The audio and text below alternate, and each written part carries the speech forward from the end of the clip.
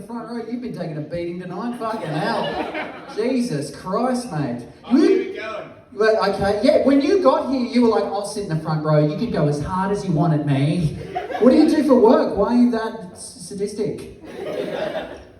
Look at you, can't wait, look at you. That was like sidekick energy. You're like, go for it, yeah. This is good. How do you know each other? What's going on? We're mates. That's vague, all right. We're mates, I don't want to say any more than that. He pays me $300 a week, let's leave it at that. I spit on him every night before he goes to sleep. I can't go more into it. That's good, yeah. This guy, love him. So it's good to be here, guys. Thanks so much for coming. Thanks for sitting in the front row. I'm sorry for the way I look. I just mean the whole thing. I do. I look a bit fucked up, don't I? I look a bit. I look like I do drugs. Do you agree with that, sir? You look like you do drugs as well. You look like you deal drugs. Do you know what I mean? You do. You look like every weed dealer I ever had growing up. And you're like, you want to come in for a chat? I'm like, not really. No, I don't want to go. You know. No, that's cool. I do. I look like I do drugs. People make this assumption about me that I do drugs. I look like a junkie. It's really rude. I do drugs, but like it's a rude assumption to look. And the reality is, the truth is, I've always looked like this, right? Like even when I was a little kid, I looked like this. And I'll never forget this. When I was in high school, right? My dad pulled me to the side. First day of high school, he pulled me to the side. He's a conservative Christian.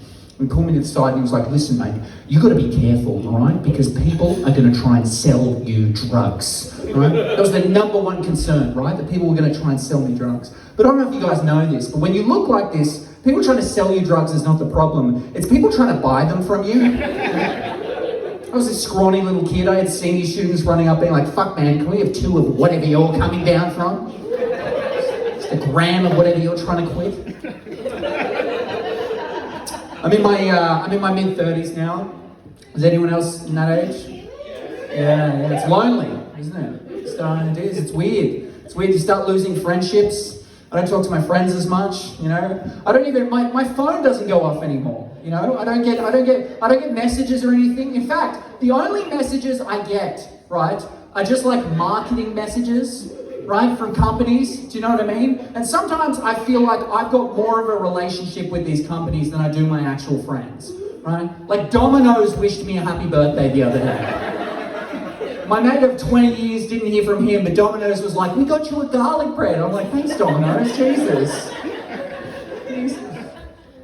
We have weird relationships with companies now. We do. We have, even these apps, you get these apps on their phone, they're so fucking needy. It's just straight like, hey, we haven't seen you in a while. Yeah, I'm busy. I'm seeing other apps. This isn't exclusive. Do you know what I mean?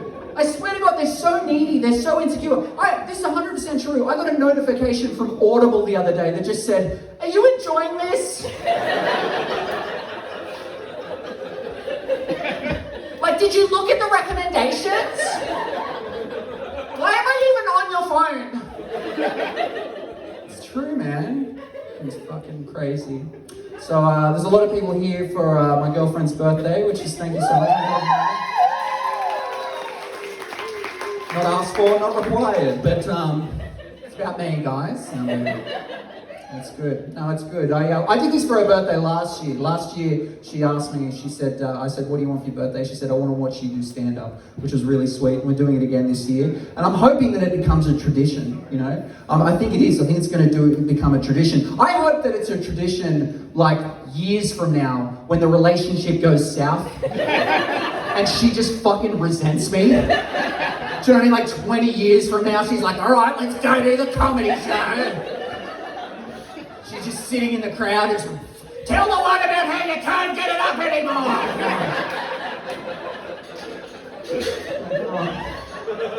I reckon it's going to happen. I'll tell you a bit about my girlfriend. My girlfriend's name is, I'll stop saying my girlfriend. Maddie is her name. Maddie's from the country, right? Maddie's got this interesting quality where she has this unnerving confidence in being able to do something that she's never done before. And on the flip side, I have this issue where I love her so much, I can't say no to her anytime. And The combination of those two things is why she now cuts my hair, okay? She is now my hairdresser. She's never fucking cut hair before. We were just sitting on the couch one day. I was like, I need a haircut. She's like, I reckon I can do it.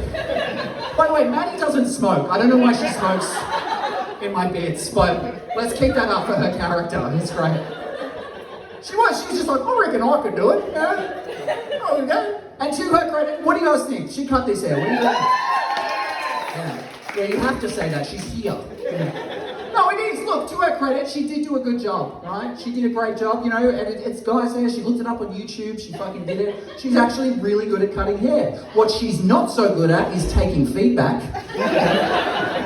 After the first time she cut my hair, I came out, I was like, oh, honey, it looks really great. You know, actually, when I go to the hairdresser normally, they do this thing where they kind of part it and put it to the side, and she just went, yeah, we're going in a different creative direction. I can't say no to her, right? And I'm worried that this isn't going to stop at haircuts. Do you know what I mean? Like, I'm worried I'm going to walk in one day and be like, the doctor said I need my appendix out. And she's just going to go, I reckon I can do it. And I'm like, you're cutting out my lungs. She's like, we're going in a different creative direction. If you know my girlfriend, if you know Maddie, she deeply, deeply cares about animals. It's a nice quality. This unfortunately bleeds into my life as well. Right? She really cares about animals. She wants them rescued. She wants them to be okay. And now, by proxy, I have to too. Don't get me wrong. I love animals, but you know, last week, coming home from this fucking gig, I was sent out on a solo rescue mission to look for a cat that had been posted on our community Facebook page. Right?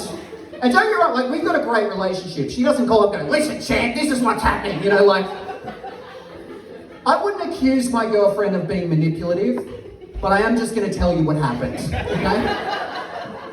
I call her, I'm on the way home from this gig, and I'm like, oh, hey, honey, I'm on my way home. She's like, hey, baby. I'm going to immediately tell her something's wrong. I'm like, what's wrong? She's like, it's this cat. It's out there alone. It's cold. No one knows who owns him, you know. So I sat there and I'd suggest to her, I'm like, okay, sweetie, well, how about you go down, you get up, you go down, look where the cat was last seen, go have a look for him, and I'll meet you there. And that wasn't good enough because she just went, no. Like the tone of like, you're warmer, that's kind of what I'm looking for. You know, you haven't quite nailed it.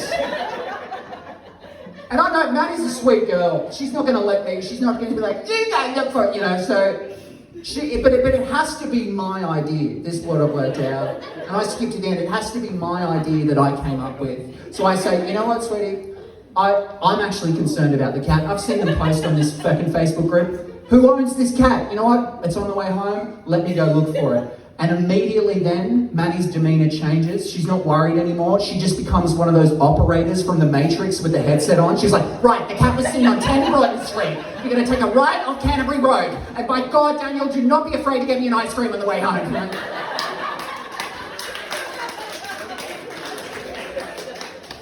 So I'm there. I go and I look for this cat. This is a true story. I go and look for this cat. And I rock up and I get distracted immediately because this is 100% true. There was a guy where this cat, in the vicinity of where this cat was last seen, according to Maddie's intel, right? I rock up and in the garage there is this guy with his shirt off, right? Barely, like, struggling to stand. He looks like he was on drugs. It looks like he might have been having a psychotic episode. It was actually so concerning that I later, the true story, called the police just to go and check on this guy and make sure he was okay. And I relayed all of this information to Maddie, and Maddie goes, okay, we're losing focus. What about the cat? What about the cat? Has the man seen the cat? Has the man seen the cat? Put the man on the phone, put him on. So I go out, we don't find the fucking cat. And then the next day, we look for the cat, and we find the cat on someone's fucking balcony. It wasn't a lost cat. It was just some fucking cat.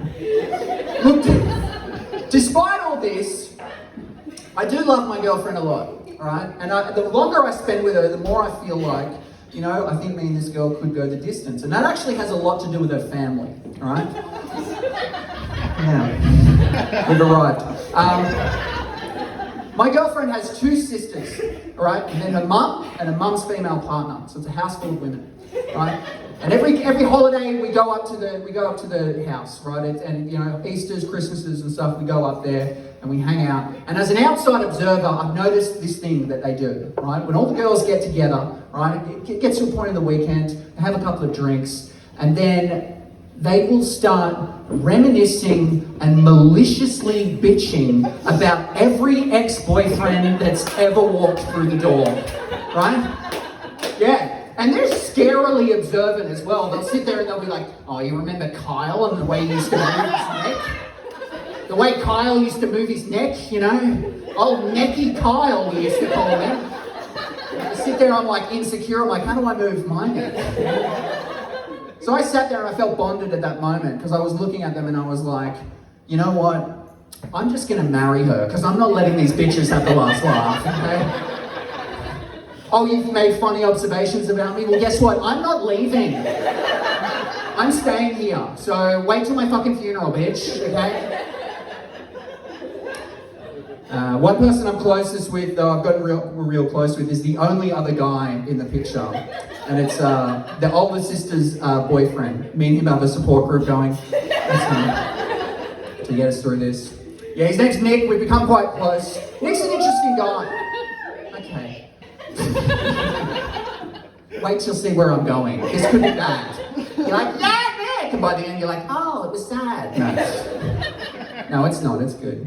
Nick's an interesting guy, right? Nick is a very industrious guy. Nick is like a traditional man's man. He knows all the shit that you're supposed to know as a dude. Nick knows how to build stuff. He knows how to fix stuff. He knows about cars. It's all the shit that I don't know how to do. So anytime I'm next to Nick, I feel insecure as a man, right? I feel inadequate as a man, right? So much so, like, me and Nick took a trip to Bunnings. I swear to God, I couldn't keep up with the motherfucker. Do you know what I mean? I've never seen anyone do Bunnings like this. He just walked past the signs, past the people walking there. He was like he was shopping for the kids, like, yeah, this one, that's on aisle 26. I'm like, don't help random people. Like, we don't fucking work here. Do you know what I mean?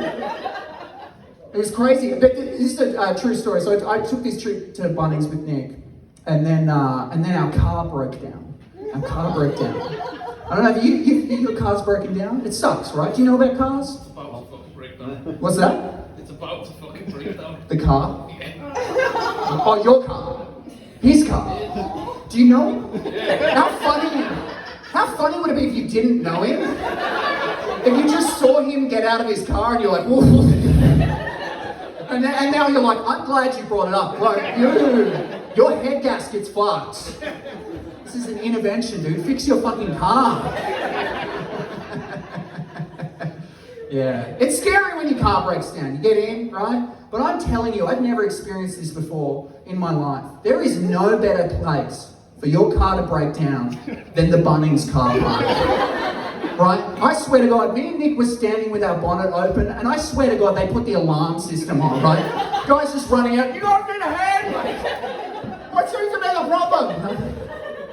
But we got it fixed because it's fucking Nick, so like, we didn't need help. I was like, that's cute, this is like the army trying to help Superman, we're good, you know? We're fine, right? Nick got it all sorted, and we had to leave there, and then we had to go, and we were on our way, we had to go, and now we were running late, because we had to buy, so we were buying and picking something up from Facebook Marketplace. Okay? not the place, like from someone's house, not like the marketplace. You get it, right? And Nick was starting to stress out, like he was getting overwhelmed. Like this isn't how Nick operates. Do you know what I mean? Like Nick's used to shit going to plan, and he was really starting to stress out. And I had to take control of the situation, right? Because I was worried about him. So I just took the phone and I just messaged them and I just said, hey, we're running late, okay? Like, we're not gonna be there on time, okay? If that's a problem, deal with it, you know? And Nick looked at me in complete awe, right? Like, he was so impressed. Nick was looking at me, he was just like, oh. I'm so glad that you're here, dude. And I was like, why? And he's like, I just can't do that. Do you know what I mean? Like, we'd agreed to be at a place at a certain time, and now we're kind of fucking them around. And at that moment, I realised I didn't feel as insecure as a man. Because I realised I've got my own male superpower. And that's disappointing people. I was like, Nick, I got you covered, bro. I've been preparing for this my whole fucking life, dude. Anyway, thank you guys. Have a good night. See you later.